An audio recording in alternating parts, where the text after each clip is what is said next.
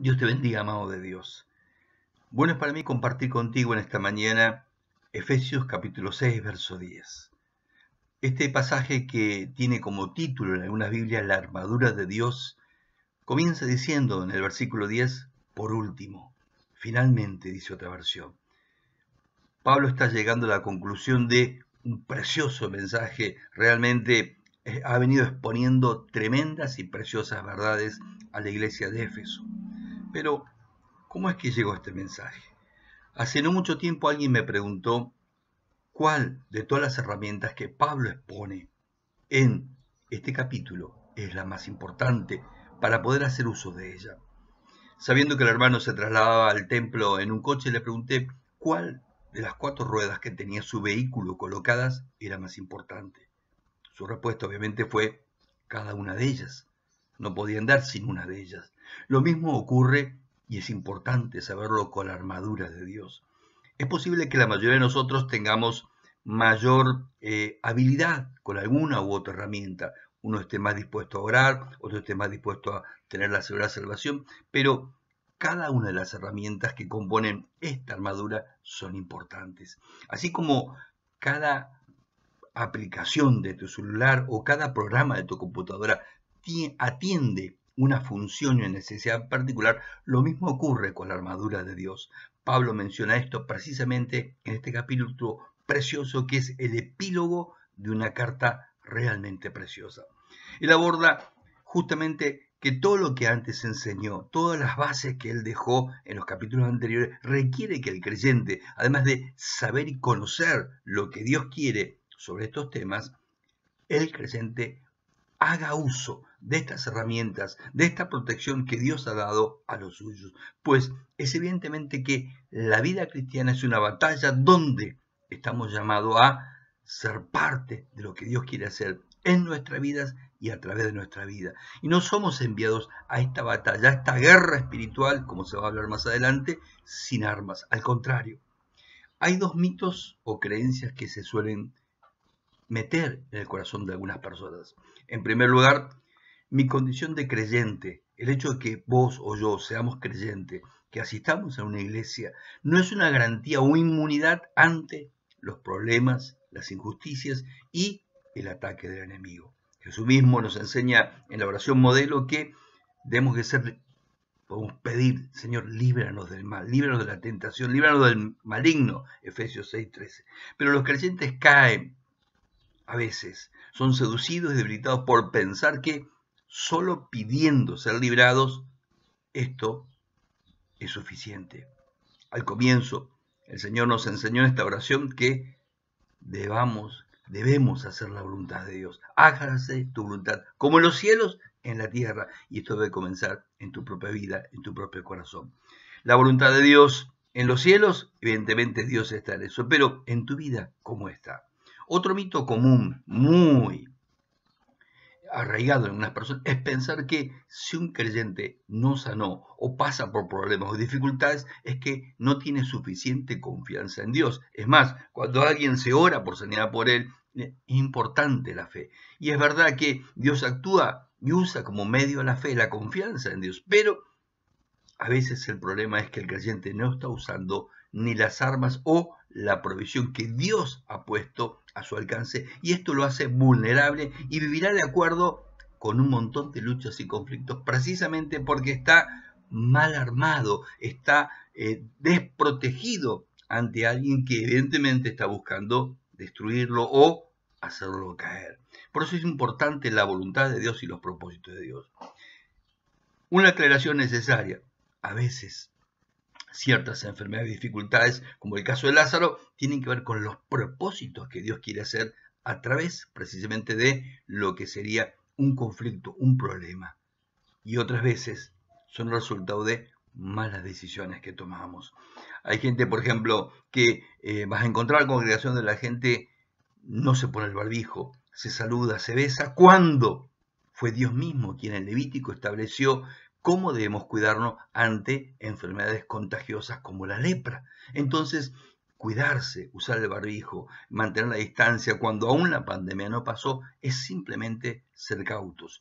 No debo temer al virus, Debo temer a Dios, pero sin ser descuidado. ¿Qué nos enseña Pablo? Vamos a comenzar primero leyendo, usando la Nueva Traducción Viviente, o mejor dicho, la nueva versión internacional que mucha gente aprecia. Dice Pablo en Efesios 6:10, por último, fortalezcanse con el gran poder del Señor. En el 11 dice, pónganse, y esto es importante, toda la armadura de Dios. Y da el propósito, para que puedan hacer frente a las artimañas del diablo. Porque nuestra lucha, clara en el verso 12, no es contra seres humanos, contra personas, sino contra poderes, contra autoridades, contra potestades que dominan este mundo, y lo define, la tierra es un mundo de tinieblas, y en el cual operan fuerzas espirituales malignas en las regiones celestiales. Verso 13. Por tanto, pónganse, vuelve a repetir, toda la armadura de Dios para que cuando llegue el día malo, no todos los días son malos, es importante aclarar esto, el diablo no está siempre buscándote, busca el momento oportuno para trabajar en tu vida, cuando llegue el día malo puedan resistir hasta el fin, y aquí habla cuál es el propósito de la armadura, con firmeza. Verso 14, manténganse firmes, ceñidos, y esto es lo que hace, con el cinturón de la verdad, protegidos con la coraza de la justicia, calzados con la disposición de proclamar el Evangelio de la paz, con una persona con parte de Dios, cuida más su vida espiritual y trata de que su testimonio se mantenga como a Dios le agrada. Verso 15, calzado. El 16, además de todo esto, tomen el escudo de la fe, con el cual pueden apagar todas las flechas o dardos encendidos del maligno. 17. Tomen el casco, otra versión dice el yelmo de la salvación, y la espada del Espíritu, la única arma que tiene doble fin, que es la palabra de Dios. Oren en el Espíritu en todo momento, con peticiones y ruegos, no solamente con peticiones. Manténganse alerta y perseveren en oración por todos los demás, es decir, la importancia de cubrir a otros en la oración. No es con la sangre, es con la oración. Verso 19. Oren también por mí, para que cuando hable, Dios me dé palabras para dar a conocer con un valor el misterio del Evangelio. Ya aclaramos en el comienzo que el misterio se refiere que el Evangelio estaba dispuesto y preparado para ir a los gentiles. Este es el misterio que Pablo está revelando aquí. Verso 20, y con este terminamos y entramos a ver el texto un poquito más de fondo. Verso 20 dice, por lo cual soy embajador. Interesante que la palabra embajador en griego es la misma palabra que apóstol, mensajero. Un embajador en cadenas. Oren para que lo que proclame valorosamente lo haga como debo hacerlo. Hermano, qué precioso mensaje. Qué cierre tremendo. Aún dice más la palabra, pero vamos a quedarnos con esto para poder usar mejor el tiempo y lo que recibas pueda ser de provecho para tu vida, como lo fue para mi vida cuando lo preparé o cuando lo compartí con la iglesia hace 2 domingos atrás. Esto lo hago para compartir con aquellos que por una u otra razón no se pueden congregar o están deseosos de, con mayor tiempo, recibir este video y buscar y profundizar en la palabra de Dios.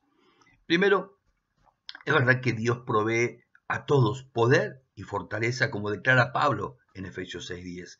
Pero dicho poder y el ejercicio de la fortaleza cristiana implica uso y desarrollo de las armas o herramientas provistas por Dios. Y es una realidad palpable en cualquier iglesia, cualquier congregación, que no todos los creyentes hacen uso y aprovechamiento de los recursos que Dios da. Tienen fe, se congregan, a veces están metidos en mucha actividad. A veces me preguntan, pastor, ¿por qué tienen tan poca actividad? Porque la actividad del Hijo de Dios no está delimitada al templo o a las cosas que se hacen en la iglesia, está delimitada al mundo. Dios nos ha puesto en el mundo para ejercer los dones, los talentos, y el templo es el lugar donde nos reunimos para alabar, es el cuartel general donde nos entrenamos para luego ir a la batalla, que es en el trabajo, en la casa, en las calles, en los barrios. Por esta razón, el verso 11 inicia diciendo con un verbo interesante, la acción de revestirse, de ponerse. La Biblia de la América dice revestirse, la Nueva Traducción Viviente dice ponerse, y la Reina Valera dice también vestirse. El verbo es enduo, que significa ponerse sobre sí mismo. Metafóricamente, es vestirse de poder, investirse de poder. Es la misma palabra que Jesús usa cuando comisiona a los apóstoles en el final de Lucas 24, 49, cuando se refiere a esperar la promesa del Espíritu Santo que los vestiría del poder, la capacidad que Dios da para realizar la tarea que el Señor nos ha dado. Dios nos da poder, nos da un arsenal, herramientas, la armadura de Dios. La palabra que Pablo usa para armadura es panoplia. Pan es una palabra compuesta, pan todo y armadura, oplón, arma, plena armadura o toda la armadura de Dios. Entre los griegos, esta palabra era usada para referirse a todo el equipo completo de un soldado de infantería. Pablo, cuando está transmitiendo esta imagen tan clara para los destinatarios originales del primer siglo, tenía que ver con el soldado comúnmente conocido, tanto el griego como el romano, porque estaban bajo el imperio romano, donde era muy común ver a algún soldado justamente y ver el equipo que él tenía. El propósito de la misma, de esta armadura de Dios, estas herramientas que Dios nos da, es estar firme, estar protegido contra un enemigo no visible, pero sí es visible los efectos de su trabajo. En el verso 12 dice que tenemos, además de enemigos terrenales, hay enemigos espirituales y estos son de mayor cuidado. ¿Por qué? Y aquí plantea algo interesante. Este enemigo, el espiritual, está organizado, está entrenado para hacer la guerra contra los creyentes. Tal vez alguien va a decir, pero yo no quiero hacer la guerra contra el diablo, pero el diablo sí la quiere hacer contra ti, porque el diablo es malvado y sabe que no puede llegar a Dios, no puede tocar a Dios, pero sí puede atacar a la iglesia, porque la iglesia suele ser descuidada, no se pone la armadura, cree que solamente creer alcanza en lugar de tratar de estar firme, de estar entrenado y dispuesto para Dios. Quiero llamar la atención al significado del verbo estar firme. Reina Valera de la América dicen estar firme. La Reina Valera actualizada o contemporánea dice hacer frente. El verbo es istemi. Significa estando presente, estando de pie o permaneciendo en pie. Es decir, lograr estar parado sin ser derrumbado o sin caer vencido por el enemigo. Y aquí es interesante. ¿Por qué? Porque algunos sinceros autores y predicadores hacen un tremendo y extenso desarrollo sobre el poder y las capacidades que tiene el enemigo, sus artilugios. Pablo no nos anima a estudiar a Satanás y invertir un montón de horas en las herramientas del diablo y cómo el diablo trabaja.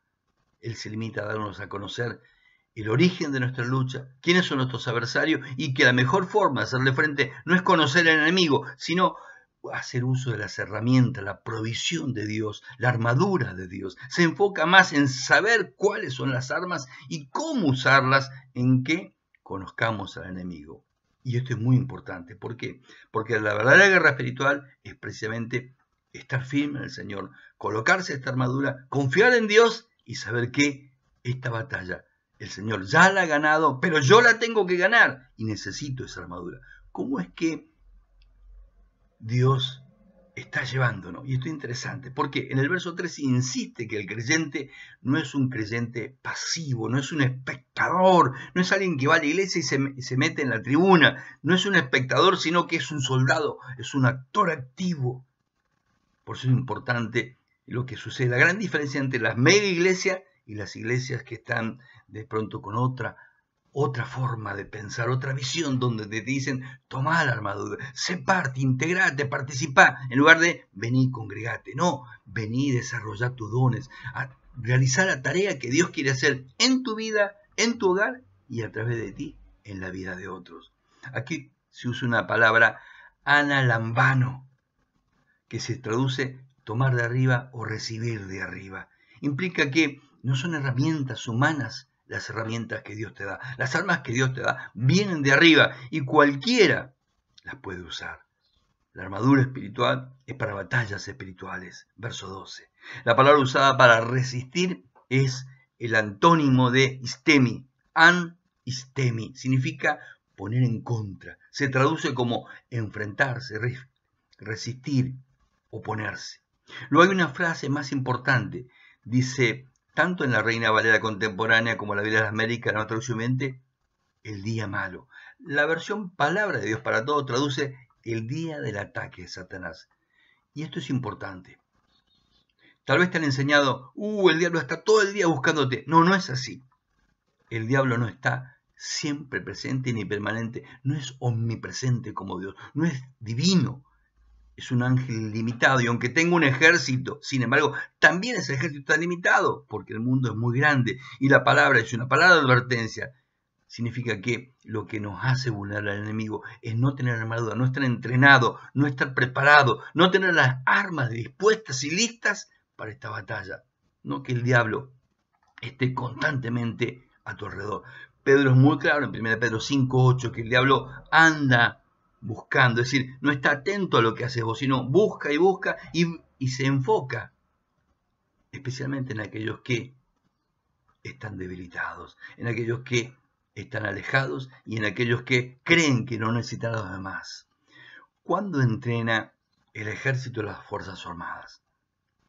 En nuestro país, las Fuerzas Armadas fueron diezmadas por diferentes gestiones basadas en ideologías y también en un plan diabólico de destruir precisamente nuestro país. Pero normalmente las Fuerzas Armadas entrenan en forma regular, no espera que surja la necesidad. El soldado de Dios también debe entrenar en forma regular. Tengo un yerno que es de prefectura y cada tanto, igual que una hija, la envían a hacer práctica de tiro. No estamos en guerra, tal vez no use el arma por muchas semanas, sin embargo cada tanto debe ir y entrenar. ¿Para qué? Para que cuando sea necesario usarlo pueda ser capaz, idóneo, idónea para la tarea para la cual se le ha llamado. Dios te ha llamado para que te entrenes, para que en el momento en que sea necesario usar esas armas que Dios te ha dado, tú lo puedas hacer. El verso 13 concluye, habiendo hecho todo esto, estar firme. Significa de pie, preparado, listo. Es decir, que el resultado es tomar toda la armadura. Y vuelvo a repetir, Dios quiere que tomes toda la armadura de Dios. Es, si hay un enfrentamiento, una batalla espiritual, permanecer en pie, estar firme, no caer, no tropezar, ni tampoco salir herido. No voy a desarrollar cada parte de la armadura de Dios en este mensaje, esta reflexión, lo cual implicaría todo otro mensaje y lo vamos a dejar para más adelante. Pero quiero mencionar la provisión espiritual o armamento y voy a decir solamente 3 cosas sobre esto. Primero, algunas de las herramientas o armas que Dios nos da son defensivas, el escudo, el yelmo o casco. Otras cumplen la función de soporte o equipo estratégico, el cinturón, donde se calza la espada, el cinturón de la verdad. Cuando uno está apoyado en la verdad, no solamente es libre, como dice el Señor en Juan 8, además, la verdad te da un soporte, porque cuando alguien, un pastor, un predicador, en algún lado traen algo que no es de Dios, la alarma se enciende por conocer la verdad, por estar empapado de la verdad y por estar ceñido con este cinto de la verdad. 3. Solo una de las armas, una parte de la armadura, es un arma de tanto defensa como de ataque, la espada. Pablo está pensando en una espada particular que era la espada romana, que era una espada corta, doble filo. ¿Por qué? Porque podía actuar en los dos sentidos y servía tanto para defender como para atacar. Y la espada tiene este doble propósito, te permite atacar al enemigo. Así fue como el Señor rechazó a Satanás en el desierto. Te permite rechazar toda tentación que venga de otra persona o del diablo. Finalmente, Pablo pide orar. Y yo también me encanta cuando la iglesia ora por mí.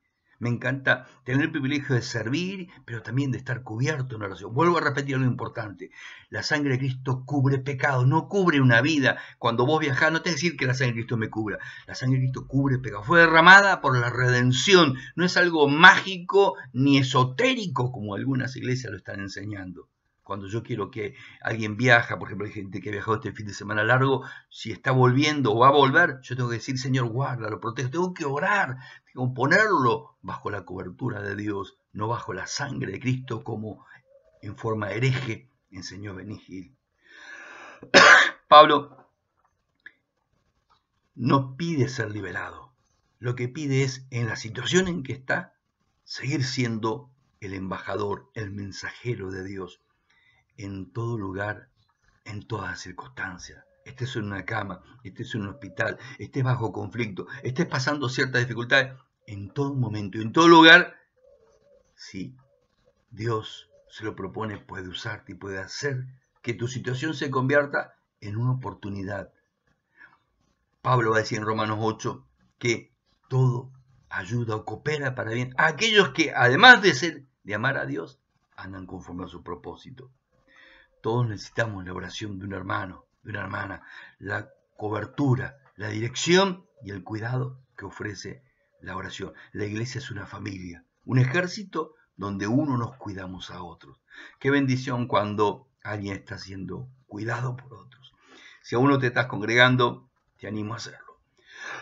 Es verdad que hay muchas iglesias que se han desordenado, es verdad que hay muchas iglesias que se han apartado del camino, es verdad que hay iglesias que están enseñando cosas que no son de Dios, están con el G12, con otras cosas raras, cosas que Jesús ni enseñó ni avaló. Pero aún hay iglesias que aman, temen a Dios y desean que tu vida sea tomada por Dios y sea bendición. Busca esa iglesia, crece en esa iglesia y permite que Dios te use mientras bendice tu vida, bendice tu hogar. Que Dios pueda estar contigo. Bendiciones, amado. Buen domingo. Nosotros nos congregamos como iglesia hoy a las 19 y el tema es la crisis, la familia y los propósitos de Dios.